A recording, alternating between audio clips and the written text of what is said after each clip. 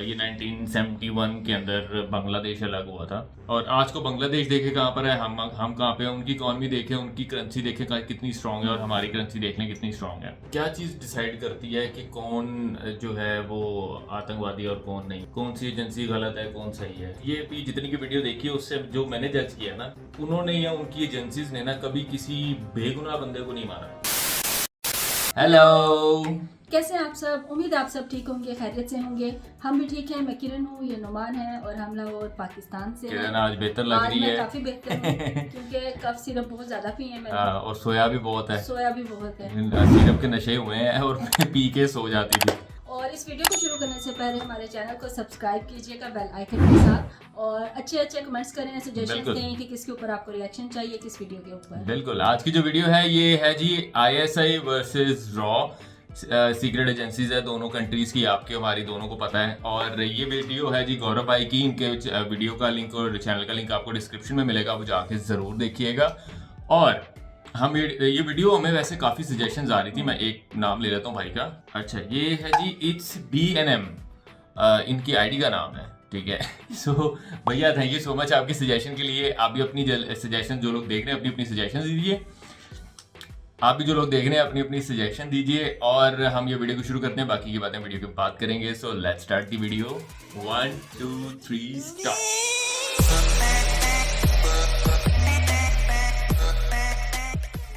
चलें जी, हम देखते हैं जी क्या है वीडियो में। सन 1948 पूरे भारत में इंडिया पाकिस्तान जंग के जीत का जश्न मनाया जा रहा था, लेकिन बहुत ही कम लोग इस बात की गंभीरता को समझ रहे थे कि इस जीत से भारत ने अपने ही मौत के कब्र खो दिए हैं, क्योंकि पाकिस्तान अपनी शर्मिंदगी भरी हार से चुप नहीं रहने वाला था। वो बदला लेने के लिए बेताब था। लेकिन यू नो व्हाट, पाकिस्तान से भी ज्यादा बेताब था एक देश जिसने इंडिया पर 200 सालों तक राज किया था, और वो अब अपने उसी गुलाम को अपने पैरों पर खड़े होते हुए नहीं देख पा रहा था। इस तस्वीर को जरा देखना। मेजर जनरल कॉथॉन वर्ल्ड वॉर 2 में British intelligence head of Europe रह चुके थे, और 1948 इंडो पाकिस्तान वॉर की हार के बाद इन्होंने ही ISI को जन्म दिया। इनफैक्ट करीब 8 सालों तक मेजर कॉथॉन ही ISI के चीफ भी बनकर रहे। इसके अलावा पाकिस्तान के चीफ ऑफ हमारे मुल्क की एजेंसी है, मुझे नहीं पता कि किसने बनाई है।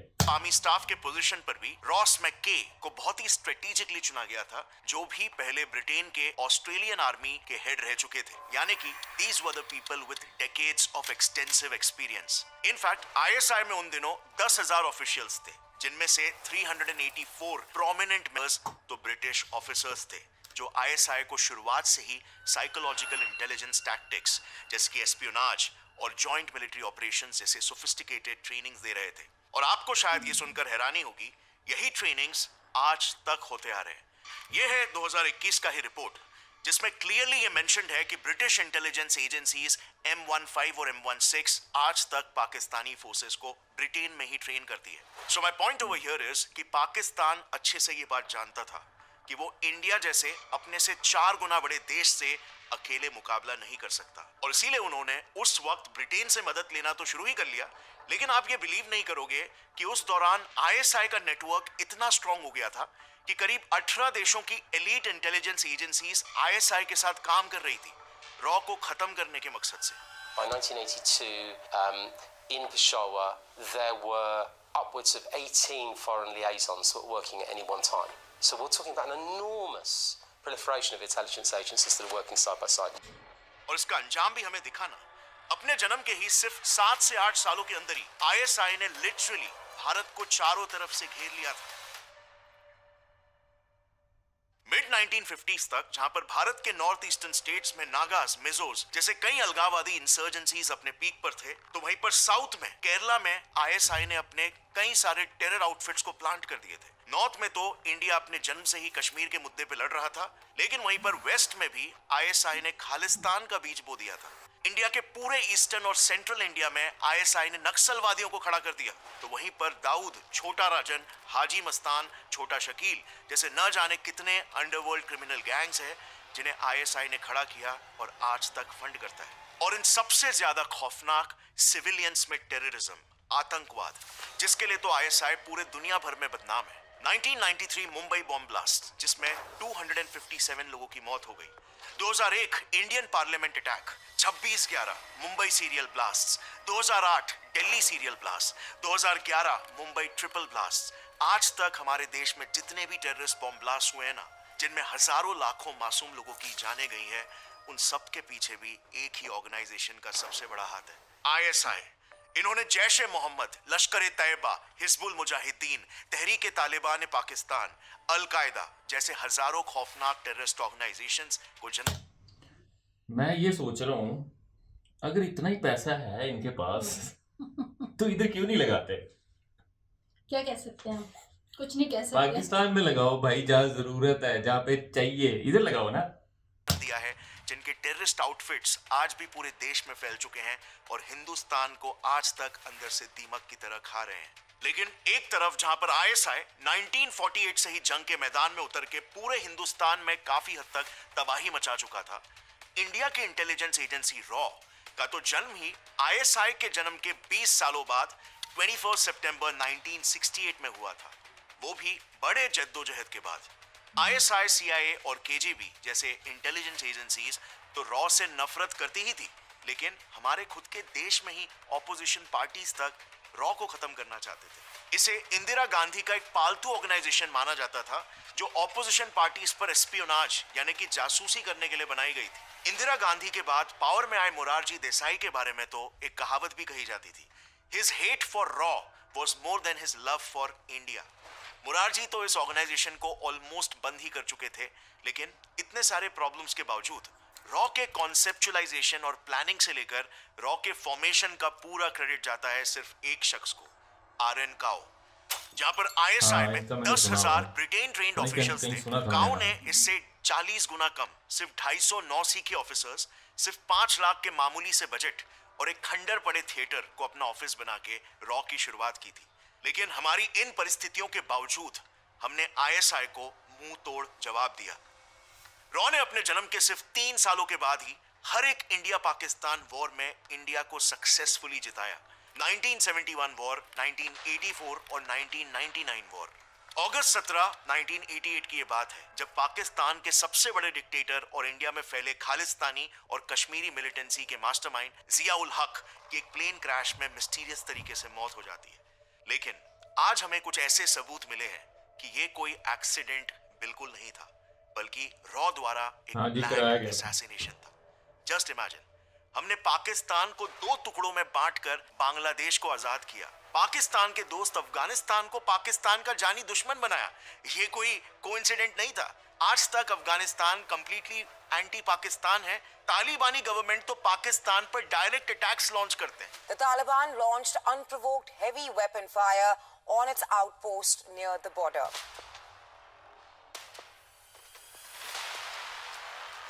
और तो और रॉ ने ही पाकिस्तान के टेररिस्ट फंडिंग्स को दुनिया के सामने एक्सपोज करके पाकिस्तान को ग्लोबली ब्लैकलिस्ट भी करवा दिया है। लेकिन क्या आपके दिमाग में ये सवाल नहीं आ रहा कि आईएसआई को रॉ से 20 साल ज्यादा एक्सपीरियंस था? सारे के सारे जितने भी international powerful foreign intelligence agencies थे, वो तो आईएसआई को बैक कर रहे थे, उन्हें ट्रेन कर रहे थे। तो रॉ ने ये पासा पलट आखिर कैसे किया? रॉ ने अपने दावपेच कैसे खेले, ये जानने के लिए हमें एकदम शुरुआत से शुरू करना होगा। साल 1950, जब इंडिया के नॉर्थ ईस्ट में स्थित नागालैंड में कुछ तो बहुत ही गलत हो रहा था। एक्चुअली में कश्मीर को हासिल करने के लिए आईएसआई ने सबसे पहले निशाना बनाया कश्मीर से 3000 किलोमीटर दूर स्थित नागालैंड को। देखो, 1950s की ये बात है जब आईएसआई ने इंडिया की एक बहुत ही बड़ी कमजोरी को पकड़ ली।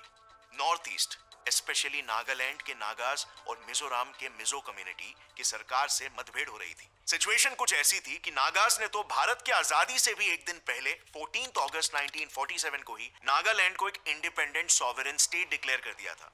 और इस पूरे सेपरेटिस्ट मूवमेंट में सबसे आगे खड़े थे अंगामी जापू फिजो, जो कि the leader of Naga national council थे। इसी एनएनसी ने 1951 में नागालैंड में एक प्लेबिसाइड भी करवाया था, यानी कि वोटिंग करवाया था, जिसमें उन्होंने क्लेम किया कि करीब 99% नागाज इंडिया से अलग होना चाहते थे। सो डेफिनेटली ये भारत के लिए एक बहुत ही बड़ा क्राइसिस था, एक बहुत ही बड़ी वल्नरेबिलिटी थी। दूसरी तरफ मिजोरम में भी मिजो नेशनल फ्रंट नाम की एक पॉलिटिकल पार्टी खड़ी हो चुकी थी, जिसे लीड कर रहे थे एक सेपरेटिस्ट लीडर लालडेंगा, जो बाय द वे आगे जाकर मिजोरम के चीफ मिनिस्टर भी बने। लेकिन उनकी पार्टी एमएनएफ का भी एक ही मकसद था, मिजोरम को इंडिया से आजाद करके एक इंडिपेंडेंट मिजो स्टेट बनाना, जिसके लिए लेट 1950s तक एमएनएफ ने अपने मिलिट्री कैडर्स के लिए स्पेशलाइज्ड ट्रेनिंग और सोफिस्टिकेटेड आर्म्स एंड एम्युनिशंस जमा करना भी शुरू कर दिया था। अब सिर्फ एक ही कसरत बाकी रह गई थी, फंडिंग की। दोनों भी पार्टीज, नागा नेशनल काउंसिल और मिजो नेशनल फ्रंट, अपने मकसद को अंजाम देने के लिए डेस्परेटली इंटरनेशनल फंडिंग्स की तलाश में थे। और बस यहीं पर इंडिया के आपदा में पाकिस्तान को एक अवसर नजर आया। आईएसआई ने ईस्ट पाकिस्तान के रंगमती जंगलों में नागा और मिजो रिबेल्स के लिए ट्रेनिंग कैंप्स बनाकर उन्हें वहां पर प्रॉपर मिलिट्री ट्रेनिंग देना शुरू कर दिया। पाकिस्तान ने तो इन आदिवासियों को मशीन गन्स और रॉकेट लॉन्चर्स जैसे सोफिस्टिकेटेड हथियार तक दे दिए थे, ताकि वो इंडियन गवर्नमेंट के खिलाफ एक फुल फ्लेज्ड वॉर छेड़ दे। और अनफॉर्चुनेटली फॉर इंडिया, आईएसआई का ये प्लान इतना सक्सेसफुल रहा। कैसे मैनेज कर रहे थे इतने पुराने दौर में, इतनी हैवी मशीनरीज, और पैसा कहाँ से ला रहे थे यार? मुझे ये नहीं समझ आ रहा। हमारे पास आज नहीं है अपना मुल्क चलाने को, वो उस दौर में फंडिंग कर रहे थे, पैसे दे रहे थे दूसरों को।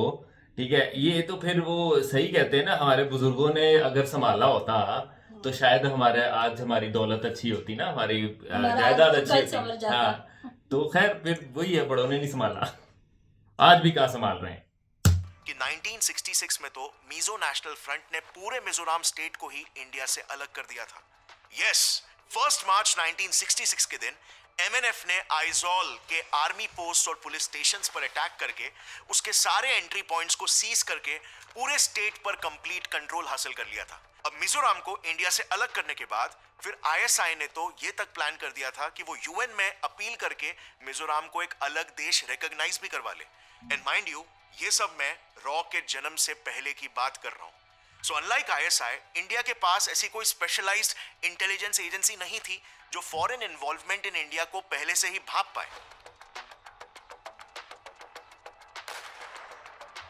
काफी सिमिलर क्लैशेस नागालैंड में भी हो रहे थे, और इसीलिए सबके रिटेलिएशन में इंडियन गवर्नमेंट ने देश में पहली बार नॉर्थ ईस्ट में एएफएसपीए एफस्पा एक्ट को पास कर दिया। ये क्या है?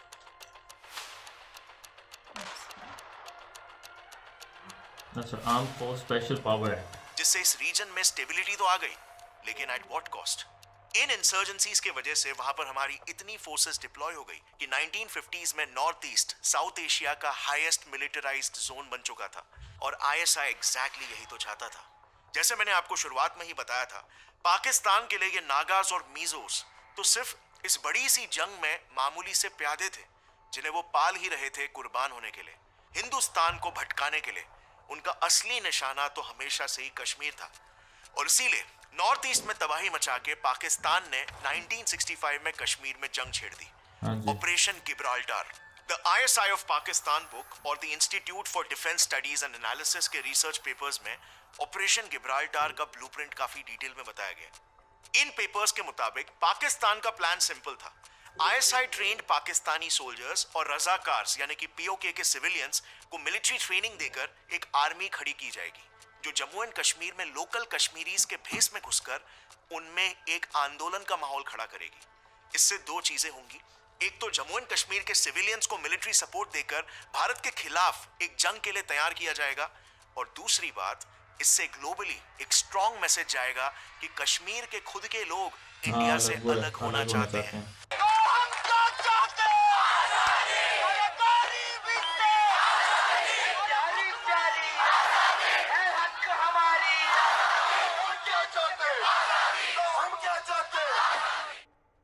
लेकिन पाकिस्तान का ये प्लान बिल्कुल भी सक्सेसफुल नहीं हो पाया। कश्मीरी लोकल्स ने आईएसआई का साथ तो दिया ही नहीं, उल्टा इस इन्फिल्ट्रेशन की जानकारी उन्होंने इंडियन फोर्सेस को दे दिया। अब ऑपरेशन गिब्राल्टार को फेल होते हुए देख 1 सितंबर 1965 को पाकिस्तान ने ऑपरेशन ग्रैंड स्लैम शुरू करके ऑफिशियली इंडिया से वॉर डिक्लेयर कर दिया। उन्होंने जम्मू के अखनूर सेक्टर में हमला कर दिया। इसके रिटेलिएशन में इंडियन आर्मी ने तो लाहौर को ही अपने कब्जे में ले लिया था। अब अपने एक बड़े शहर को खोते हुए देख ऑफ कोर्स ये जब हुआ था, वॉर हुई थी ना, तो लाहौर के अंदर काफ़ी अंदर तक आ गए थे इंडियन जो है आर्मी। अच्छा। हाँ, कब्जा होते होते बचा था। बाद में जब इन्होंने बोला था कि ठीक है ख़त्म, वापस जाओ अपनी अपनी जगह पे, तो तब वापस गए थे। वरना लाहौर गया था, लाहौर आज, हाँ, लाहौर आज इंडिया का पार्ट होता। पाकिस्तान ने ऑफिशियली हार मान लिया और इंडिया ये जंग जीत गया। लेकिन इसके बावजूद पाकिस्तान की एक बात तो माननी पड़ेगी, 1965 तक आईएसआई को फॉर्म होकर 20 साल भी नहीं हुए थे कि आईएसआई ने इंडियन फोर्सेस को 2 वॉर फ्रंट्स में सक्सेसफुली ऑक्यूपाई कर लिया था। नॉर्थ ईस्ट में नागा और मीजो इंसर्जेंसी और जम्मू एंड कश्मीर में इंडो पाकिस्तान वॉर। भले इन दोनों भी फ्रंट्स में इंडिया ने ईंट का जवाब पत्थर से जरूर दिया, लेकिन माय पॉइंट इज इंडिया हर बार पाकिस्तान को सिर्फ जवाब दे रहा था, पाकिस्तान से एक कदम आगे नहीं चल रहा था। आइडियली तो हमें पाकिस्तान की हर एक चाल की खबर ये सारा कांड होने से पहले ही होनी चाहिए थी, राइट? लेकिन हमारी सेंट्रल गवर्नमेंट और हमारे तब के इंटेलिजेंस एजेंसी आईबी काफी बार कंप्लीटली क्लूलेस हुआ करती थी। और इसके पीछे का मेन रीजन ये था कि आईबी को तो ब्रिटिशर्स ने हमेशा से ही सिर्फ इंटरनल सिक्योरिटी के लिए ही ट्रेन किया था। इंडिया में ब्रिटिश सरकार के खिलाफ प्रोटेस्ट को कर्ब करने के लिए, रोकने के लिए। इंडिया को बाहरी एक्सटर्नल थ्रेट से प्रोटेक्ट करने के लिए बिल्कुल भी नहीं ट्रेन किया गया था। और भूलो मत, इस वीडियो में तो मैं सिर्फ आईएसआई वर्सेस रॉ की बात कर रहा हूं। इसी टाइम फ्रेम में सीआईए और केजीबी भी इंडिया में काफी सारे कोवर्ट ऑपरेशंस कंडक्ट कर रहे थे। 1962 में तो इंडो चाइना वॉर भी हुआ था, और फिर 1966 में यानी कि इंडो पाकिस्तान वॉर के बस एक ही साल बाद हमारे देश के 2 सबसे वीर और नेशनलिस्ट लीडर्स का कोल्ड ब्लडेड मर्डर कर दिया गया था, लाल बहादुर शास्त्री जी और होमी जहांगीर बाबा जी। लेकिन हमारी आईबी को अगेन इस बात की भनक तक भी नहीं थी। अब raw versus CIA, the most brutal cold war in Indian history के बारे में मैंने ऑलरेडी एक काफी डिटेल वीडियो बना रखा है, जो बहुत ही इंटरेस्टिंग है और बहुत ही कम लोगों को ये बातें पता है, क्योंकि इसमें इतनी सारी पहेलियां हैं जो आज तक पब्लिकली कभी सामने आने ही नहीं दी गई। हमें खुद सीआईए के काफी सारे डीक्लासिफाइड डॉक्यूमेंट्स और बुक्स पढ़ के इनके बारे में मालूम पड़ा, और इस पर एक्चुअली मैंने एक पूरा डिटेल वीडियो ऑलरेडी बना रखा है, जिसे आप इस वीडियो के बाद ऊपर आई बटन पर क्लिक करके देख सकते हैं। उससे आपको एक साइलेंट वॉर के बारे में पता चलेगा, जो आपको पता भी नहीं होगा कि एग्जिस्ट करता है इंडिया और अमेरिका के बीच में। मेरे कहने का मतलब यह है कि नॉर्थ ईस्ट इंसर्जेंसी और 1965 इंडो पाकिस्तान वॉर में ऑन पेपर आईएसआई को सक्सेसफुली हराने के बावजूद ये इंडिया के लिए एक बड़ा इंटेल फेलियर था, जिसे दोबारा होने से हमें हर हाल में रोकने के लिए हमें जरूरत थी आईबी के अलावा एक स्पेशलाइज्ड इंटेलिजेंस यूनिट के होने की, जो मेजरली इंटरनेशनल थ्रेट्स पर नजर रखे और इंडिया को पहले से ही चेतावनी दे दे। और इसीलिए शास्त्री जी के डेथ के बाद इंदिरा गांधी देश की प्रधानमंत्री बनी थी, और तब उन्होंने आईबी के एक टॉप ऑफिसर, जो पीएम नेहरू के सिक्योरिटी एडवाइजर भी रह चुके थे, आरएन काओ से इस पर एक सोल्यूशन मांगा। इस पर तुरंत काम करते हुए काओ ने सिर्फ 60 दिनों के अंदर 21 सितंबर 1968 को पीएम इंदिरा गांधी के सामने एक डिटेल्ड ब्लूप्रिंट पेश कर दिया, the blueprint of India's most elite external intelligence agency, research and analysis wing, raw, जिसका सिर्फ एक ही मकसद था, धर्मो रक्षति रक्षतः, यानी कि धर्म की रक्षा हर हाल में करना है। और बस इसी मोटो के साथ रॉ आईएसआई के सामने मैदान में उतर गया। अब जैसे आईएसआई ने इंडिया की सबसे बड़ी कमजोरी नॉर्थ ईस्ट को पकड़कर उसे हमारे ही खिलाफ एक्सप्लॉइट किया था, ठीक वैसे ही रॉ ने भी आईएसआई के साथ किया। और पाकिस्तान की सबसे बड़ी दुखती नब्ज क्या थी आपको पता है? ईस्ट पाकिस्तान। और इसीलिए रॉ ईस्ट पाकिस्तान पर काफी समय तक घात लगाकर बैठ गया, एक परफेक्ट अपॉर्चुनिटी के लिए, जो परफेक्ट अपॉर्चुनिटी 1971 में उन्हें मिल भी गई। साल 1970 पाकिस्तान जनरल इलेक्शंस में ईस्ट पाकिस्तान के शेख मुजीबुर रहमान की पार्टी अवामी लीग 169 में से 167 सीट से जीत गई। लेकिन प्रेसिडेंट जुल्फिकार अली भुट्टो इससे बिल्कुल भी खुश नहीं थे, क्योंकि वो दूसरे पार्टी पीपीपी से थे। और इसीलिए इतने बड़े स्वीपिंग विक्ट्री के बाद भी उनके आर्मी चीफ जनरल यहाया खान और प्रेसिडेंट भुट्टो ने पावर ट्रांसफर करने से मना कर दिया। जाहिर है वेस्ट पाकिस्तान की इस हरकत से ईस्ट पाकिस्तान की जनता बिल्कुल भी खुश नहीं थी। पूरे देश में इतने दंगे फसाद होने लगे, सिचुएशन ऑलमोस्ट सिविल वॉर जैसा ही हो चुका था, और आखिर में ईस्ट पाकिस्तान ने मार्च 1971 में खुद को पाकिस्तान से आजाद डिक्लेयर कर दिया। इसके बाद तो पाकिस्तान की सरकार तिलमिला सी गई। उन्होंने शेख मुजीबुर रहमान को देशद्रोही बता के अरेस्ट करवा लिया, और प्रोटेस्ट दबाने के लिए पाकिस्तानी आर्मी ने घरों में घुसकर बंगाली स्पीकिंग पॉपुलेशन का मास मर्डर और रेप्स कमिट करना शुरू कर दिया। उनकी हालत बद से बदतर होती जा रही थी। लेकिन इंटरेस्टिंग बात यह थी कि यह सब जितना बड़ा सरप्राइज पाकिस्तान के लिए था, उतना ये इंडिया के लिए बिल्कुल नहीं था। इनफैक्ट एक्स रॉ ऑफिसर आर.के. यादव ने उनके बुक मिशन रॉ में बताया है कि पाकिस्तान में ये सब कुछ होने वाला है। ये बात तो रॉ को 2 साल पहले से ही पता था। यस, मिड 1970s में लंदन के एक रॉ एसेट ने हमें एक टिप दी थी कि उसे खुद एक पाकिस्तानी डिप्लोमेट ने ही बताया कि जल्द ही ईस्ट बंगाल में मिलिट्री एक्शन होने वाला है। ये रिपोर्ट मिलते ही आर.एन. काउ ने तुरंत पीएम इंदिरा गांधी के साथ एक मीटिंग बिठाई और उन्हें पाकिस्तान के ओवरऑल पॉलिटिकल सिचुएशन पर ब्रीफ किया। और इसी मीटिंग में फिर तय हुआ कि पाकिस्तान को 2 टुकड़ों में तोड़ा जाएगा, क्योंकि इससे अच्छा मौका उन्हें मिल ही नहीं सकता। लेकिन हाँ, रॉ के लिए बांग्लादेश को पाकिस्तान से आजाद करना, एक देश को लिटरली 2 देशों में बांटना, इतना आसान बिल्कुल भी नहीं होने वाला था। इसमें 2 बड़े बड़े चैलेंजेस थे।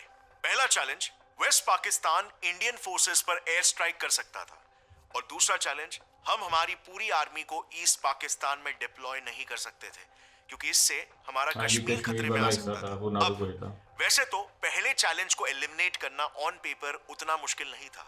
मतलब अगर रॉ इंडियन एयर स्पेस को पाकिस्तान के लिए कट ऑफ कर देता, तो Pakistani air force Indian air space से डायरेक्ट फ्लाई कैसे कर पाती।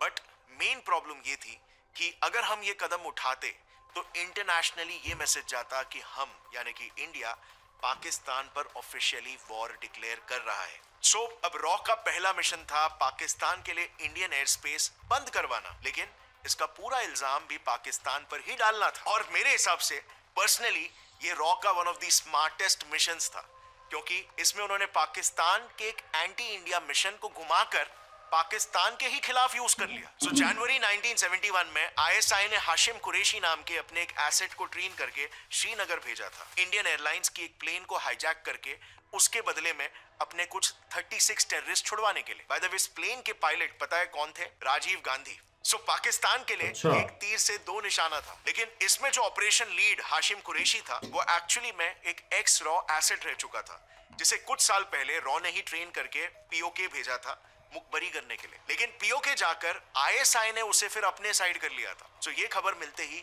रॉ के चीफ आर.एन. काउ ने लॉन्च कर दिया इंडिया का one of the most secretive operations, operation Ganga.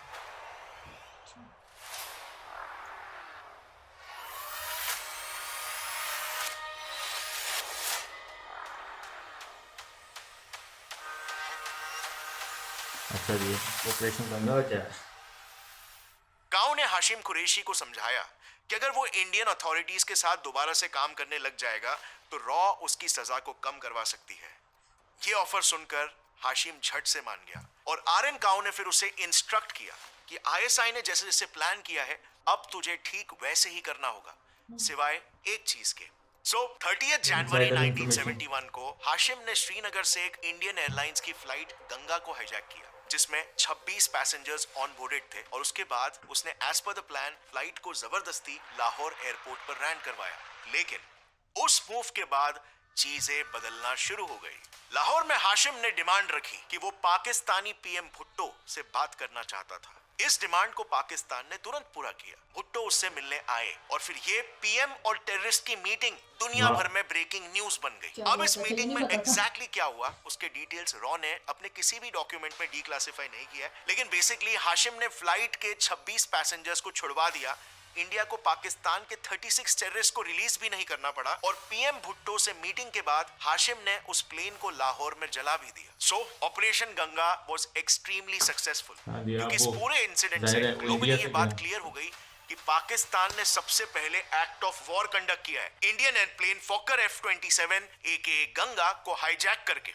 सो इस पर अब इंडिया रिस्पॉन्ड तो कर ही सकता था by cutting it's air space for Pakistan, जिससे मिशन का पहला स्टेज कंप्लीट हो गया और हम निश्चित हो गए कि बांग्लादेश को लिबरेट करते वक्त पाकिस्तान इंडिया पर एयर स्ट्राइक नहीं कर पाएगा। सो फर्स्ट चैलेंज हो गया कंप्लीट। अब बारी थी मिशन के अगले और फाइनल पड़ाव की, ईस्ट पाकिस्तान में जाकर पाकिस्तानी आर्मी को उनके ही जमीन पर हरा के बांग्लादेश को आजाद करवाना। अब इस पर्टिकुलर मिशन के बारे में हम आज तक बस यही जानते थे कि सिर्फ मुक्ति बहिनी की मदद से ही इंडिया ने बांग्लादेश को लिबरेट करवाया, पर ये तो आधी सच्चाई है, इन टोटल 3 फोर्सेस, 3 बहिनीज इस मिशन में इन्वॉल्व थी। एक मुक्ति बहिनी, दूसरी मुजीब बहिनी और तीसरी कादिर बहिनी। और मजे की बात बताऊं, इनमें से एक बहिनी तो बांग्लादेशी फोर्सेस से ही बनी थी, जो बांग्लादेश को आजाद करवाने के लिए इंडिया ने बनवाई थी। लेकिन आप बिलीव नहीं करोगे, उसके इस्तेमाल से इंडिया ने अपने नॉर्थ ईस्ट इंसर्जेंसी को भी कर्ब करवा लिया था। सो अराउंड मिड 1971 की बात है, रॉ ने सुंदरबन के जंगलों में कई आर्मी ट्रेनिंग कैंप्स को खोले और बांग्लादेशी सिविलियंस को पाकिस्तानी आर्मी से लड़ने के लिए ट्रेन करना शुरू कर दिया। ये फोर्सेस 3 ग्रुप्स में डिवाइडेड थी। पहली मुक्ति बहिनी, जो फोर्स इंडियन आर्मी के साथ वेस्ट बंगाल के रास्ते से घुसकर हमला करने वाली थी। दूसरी मुजीब बहिनी, जो फोर्स एक्चुअली में ऑलमोस्ट हमारे पैरा एसएफ फोर्सेस जितने वेल ट्रेन्ड सोल्जर्स थे, लेकिन इनका एंट्री पॉइंट इंडिया ने बड़े ही स्ट्रेटेजिकली मिजोरम में सेट किया था, जिसके बाजू में ही उनका पहला ऑब्स्टिकल था रंगमती कैंप। सो नेचुरली उन्हें अपना मिशन पूरा करने के लिए रंगमती कैंप्स को डिस्ट्रॉय करना ही पड़ता। और इस तरह से बिना हमारे एक भी सोल्जर का इस्तेमाल किए रॉ ने आईएसआई के नॉर्थ ईस्ट इंसर्जेंसी वाले प्लान को भी कर्ब कर दिया। मैं एक चीज इसमें सोच रहा हूँ देखते देखते कि क्या चीज डिसाइड करती है कि कौन जो है वो आतंकवादी और कौन नहीं है, कौन सी एजेंसी गलत है कौन सही है। वो ये भी जितनी की वीडियो देखी है उससे जो मैंने जज किया ना, रॉ की जितनी भी इन्होंने स्टोरी बताई है, जितनी भी मैंने सुनी है ना, उन्होंने या उनकी एजेंसीज ने ना कभी किसी बेगुनाह बंदे को नहीं मारा, जो मैंने स्टोरीज देखी और पढ़ी हैं। ठीक है। और जितना का हमने दूसरों को देखा है बताते हुए आईएसए के बारे में, वो हमेशा यही बताया गया है कि वो मारते हैं काटते हैं। ये अब पता नहीं क्या क्या इसके पीछे इसका है, ये स्टोरी है, कोई ये पता नहीं है, हाँ, कोई समझ क्लैरिटी सकते हैं। नहीं है इस चीज की। लेकिन मजा आ रहा है देख के, आगे देखते हैं। एक तीर से 2 शिकार। और फाइनली तीसरी फोर्स थी कादिर बहिनी, जिसमें 16,000 बंगाली पाकिस्तानी सोल्जर्स थे, जिन्हें पाकिस्तानी फौज ने अपने आर्मी से निकाल दिया था। इस आर्मी ने ढाका यानी कि देश के कैपिटल को ही अपने कब्जे में ले लिया और पाकिस्तानी नेवी को भी तबाह कर दिया था। इनफैक्ट अपने इस 3 फ्रंट अटैक से सिर्फ 14 दिनों के अंदर ही रॉ ने पाकिस्तान को 2 टुकड़ों में बांटकर बांग्लादेश को आजाद कर दिया। हमारी स्ट्रैटेजी इतनी वेल प्लान्ड थी कि करीब 1 लाख पाकिस्तानी सोल्जर्स को भारत के आगे सरेंडर करना पड़ा। 1 लाख। वर्ल्ड वॉर के बाद ये दुनिया का लार्जेस्ट सरेंडर माना जाता है, जिससे पाकिस्तान पूरी दुनिया के सामने एक्सपोज हो चुका था। मतलब सिर्फ आईएसआई के लिए ही नहीं, बल्कि पूरे पाकिस्तान के लिए ही एक बड़ी शर्मिंदगी की बात थी। ये एक हमारी हिस्ट्री में नई ही बताया आई जाता है। एजेंसी जो उनसे 20 साल बाद बनी थी, वो उनके नाक के नीचे से उनके देश को 2 टुकड़ों में बांट चुकी थी और इस बात की आईएसआई को भनक तक नहीं पड़ी। इस सक्सेसफुल बांग्लादेश लिबरेशन के बाद आईएसआई को और पाकिस्तानी आर्मी को बांग्लादेश से विड्रॉ होना पड़ गया। उन्हें बांग्लादेश में मौजूद सारे ऑफिसेस को छोड़ के जाना पड़ा और अब पाकिस्तान का इंडिया के ईस्ट साइड में कोई खास वजूद नहीं बचा। पर शायद रॉ का आईएसआई को छेड़ना एक डेयरिंग मूव नहीं, बल्कि एक गलती भी साबित हो सकती थी। अब 1971 के सक्सेसफुल मिशन के बाद सभी को लगा कि रॉ ने आईएसआई पर ऐसा घाव कर दिया है कि अभी आईएसआई वापस से इंडिया के खिलाफ आंखें उठा के नहीं देखने वाला है। बट इंटेलिजेंस एजेंसीज का गेम तो आपको पता ही है, कभी रुकता नहीं है। 24 घंटे 24/7 365 आपको सतर्क रहना पड़ता है। रॉ का आईएसआई को इस कदर छेड़ना एक बहुत ही डेयरिंग मूव साबित होने वाला था, क्योंकि अपने ऊपर लगे इस दाग को आईएसआई किसी भी हाल में मिटाना चाहती थी। और इसीलिए इसके बाद सिर्फ 8 सालों के अंदर ही आईएसआई जंग के मैदान में दोबारा से उतरी। लेकिन इस बार अकेले नहीं, बल्कि दुनिया के सबसे ताकतवर देश यूएसए के साथ। क्योंकि इस दौर में सीआईए और आईएसआई दोनों का भी दुश्मन सिर्फ एक ही था, रॉ। और इसके बाद तो सिर्फ 8 सालों में ही इन्होंने मिलकर हिंदुस्तान को चारों तरफ से एक रिंग ऑफ फायर से घेर लिया। हमारे आसपास के सारे ही पड़ोसी देश को कंप्लीटली एंटी इंडिया बनाकर उन्होंने अफगानिस्तान में तालिबान की सरकार बिठा दी। श्रीलंका में एलटीटीई को खूब सपोर्ट किया, जिन्होंने ही फिर आगे जाकर हमारे प्रधानमंत्री तक को मार डाला था।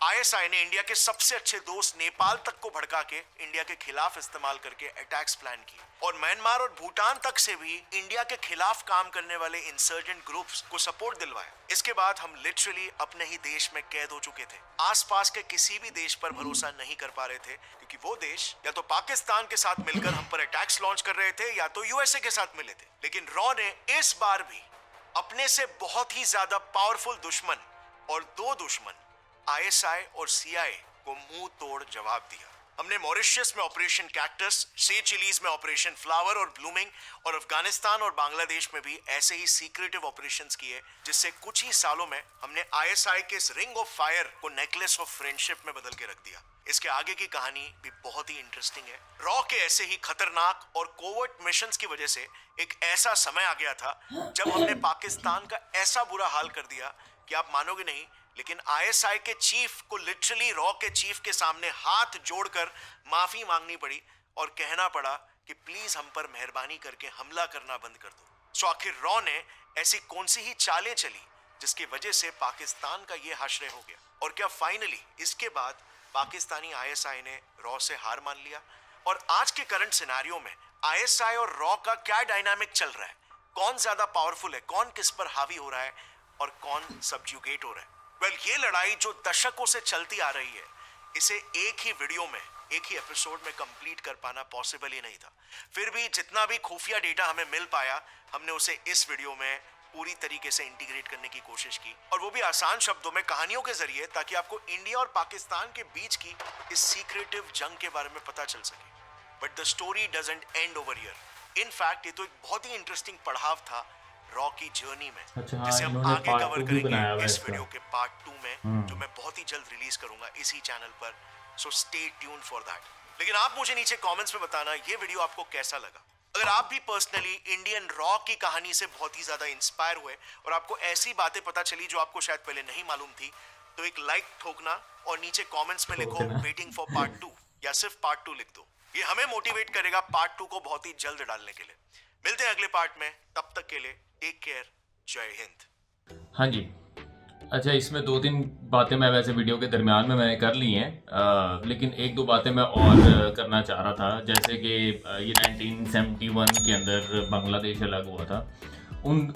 उस टाइम पे लगता था कि यार नहीं, गलत हुआ है पाकिस्तान के साथ, नहीं होना चाहिए था ये। लेकिन आज की अगर सिचुएशन देखें पाकिस्तान और बांग्लादेश की, जब बांग्लादेश आज़ाद हुआ था तो उनके जो करेंसी है ना, टका, उसकी यहाँ पर मिसालें दी जाती थी। हम किसी को ऐसी तंजिया बात करनी होता है, या तू तो 2 टके का बंदा नहीं है, ठीक है, तो क्योंकि वो टका इतना सस्ता था उन दिनों में, पाकिस्तान की करेंसी बहुत स्ट्रॉन्ग थी। लेकिन अगर आज की सिचुएशन आप देखें तो उनकी करेंसी हमसे ज़्यादा स्ट्रॉन्ग है, क्योंकि पाकिस्तान ने अपना कुछ शायद उस तरह से अभी तक नहीं किया ही नहीं, तो उनकी करेंसी ज़्यादा स्ट्रॉन्ग है। हमारे यहाँ पर किसी दौर में नोकिया की मैन्युफैक्चरिंग प्लांट होता था, कई गाड़ियों का होता था, वो जो बनाते थे यहाँ पे वो ले गए, सब बांग्लादेश चला गया। सैमसंग का प्लांट उधर चले गए हैं, वियतनाम चले गए हैं, सब मूव आउट कर गए यहाँ से। बहुत सी रीज़न है, ठीक है, सिक्योरिटी की रीज़न है, बिजली की रीज़न है, और भी बड़ी टैक्सेस की रीज़न है। तो बहुत सी रीज़न की वजह से मूव आउट कर गए। और आज को बांग्लादेश देखे कहाँ पर है, हम कहाँ पे हैं, उनकी इकॉनमी देखें, उनकी करेंसी देखें कितनी स्ट्रॉन्ग है, और हमारी करेंसी देख लें कितनी स्ट्रॉन्ग है। उन्होंने तो एक अभी पिछले दौर में, पिछले दिनों में जब उनका वो पीएम चेंज हुए हैं, तो उन्होंने तो एक सर्जिकल टाइप की एक जो क्या उसे कहते हैं, सिविल वॉर टाइप भी बर्दाश्त की है उन्होंने, फिर भी वो स्ट्रॉन्ग है। हम आज तक की स्ट्रॉन्ग ही नहीं हो पा रहे। और हाँ, ये जो मैं वीडियो के दरमियान में एक सवाल आपसे भी किया था जो मुझे भी समझ नहीं आ रहा था कि उन दिनों में हम ये सारा कैसे अफोर्ड कर पा रहे थे, तो इसकी वीडियो पे मैंने एक क्लिप डाउनलोड किया है। मैंने उसकी एक आधा मिनट का मैंने उसकी वीडियो देखी है, तो वो कल आएगी वीडियो, वो ज़रूर देखिएगा। उसमें मेजर जो हैं, इंडियन मेजर हैं, वो बता रहे हैं पाकिस्तान और इंडिया की इकोनॉमी राइज और डिक्लाइन के बारे में। तो उसमें मैंने एक छोटा सा क्लिप सुना था कि हम 70s से पहले इंडिया से इकोनॉमी वाइज अच्छा ग्रो कर रहे थे। तो वो बेड़ागर कैसे हुआ? पहले की चीजें अच्छी थी, बेहतर थी, शायद वो मैनेज की जा रही थी। अब जो है उसके हाल, अवाम के हाल पे छोड़ा हुआ है, तो कुछ भी ठीक नहीं हो रहा। अब उम्मीद ही की जा सकती है कि आने वाले दिन अच्छे हों आपके लिए भी, हमारे लिए भी। तो हमें कमेंट करें कि नेक्स्ट किस वीडियो पर रिएक्शन चाहिए, और हम आपसे मिलते हैं नई वीडियो में। Till then be happy, take care, bye bye.